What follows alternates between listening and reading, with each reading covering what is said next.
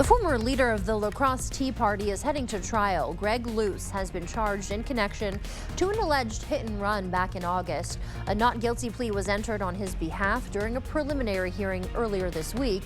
The criminal complaint alleges he drove recklessly on Losey Boulevard, which led to an altercation with a motorcyclist.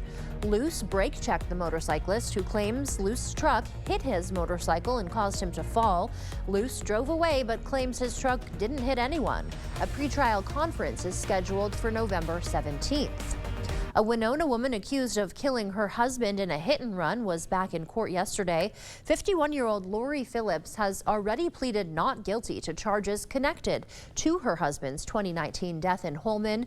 Phillips says she found his body in a snowbank in their driveway the morning after they had a heated argument. The case is soon heading to trial, but yesterday Phillips made a court appearance for a motion hearing to decide if the jury could visit the scene of the crime. The state argued that would help the jury get a better understanding of the evidence. Ultimately, the judge sided against that view, saying it would be prejudicial.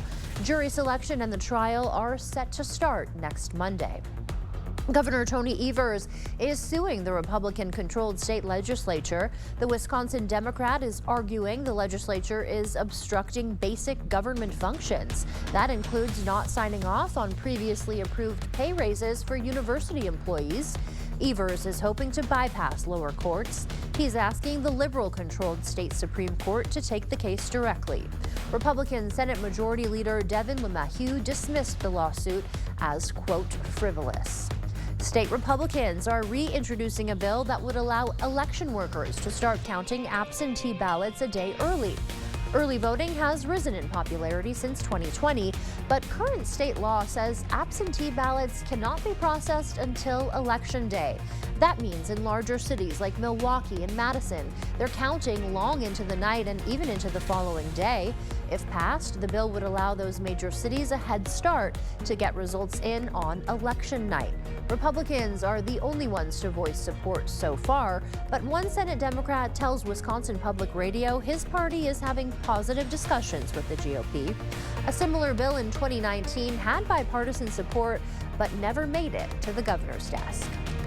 The Food and Drug Administration is issuing a warning on certain eye products. The FDA says investigators found unsanitary conditions at a manufacturing facility and that drug production areas tested positive for bacteria contamination.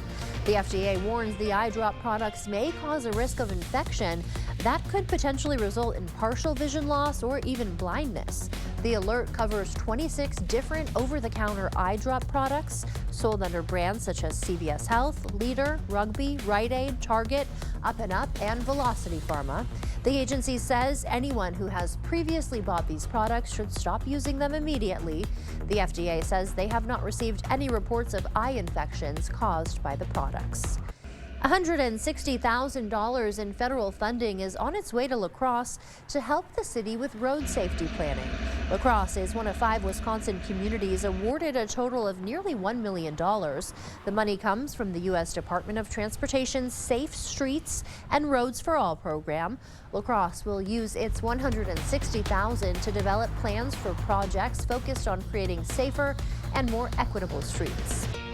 The Tomah VA Medical Center held a recovery rally to help celebrate its services for veterans dealing with mental health and substance use challenges. The open event focused on healing and featured guest speakers who shared their personal journeys on recovery.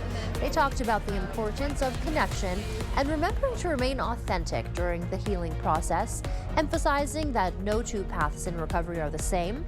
Director of Substance Use Disorders Haley Powell says communication also plays a vital role. Just talking about mental health is the way to healing and bringing everyone together to remind them that we have so many services available to veterans and that they're not alone. So they can come here, connect with each other on something that's meaningful and know that they've got support here at the VA. The Tomah VA Medical Center serves approximately 28,000 veterans in 16 counties across Wisconsin and Minnesota. And as you head out the door this morning, bring that jacket with you. You will need it. Keep yourself warm as temperatures are into the teens and 20s. We will increase the clouds, though, as the day goes on. That will lead to a mainly cloudy day with highs into the 30s and 40s. and also pretty breezy and chilly out there as well. So stay warm today. Now tomorrow, slightly warmer, perhaps at 45 degrees, not as cloudy, a little bit cloudier for Friday, but our temperatures will be a little seasonable though, high of 52.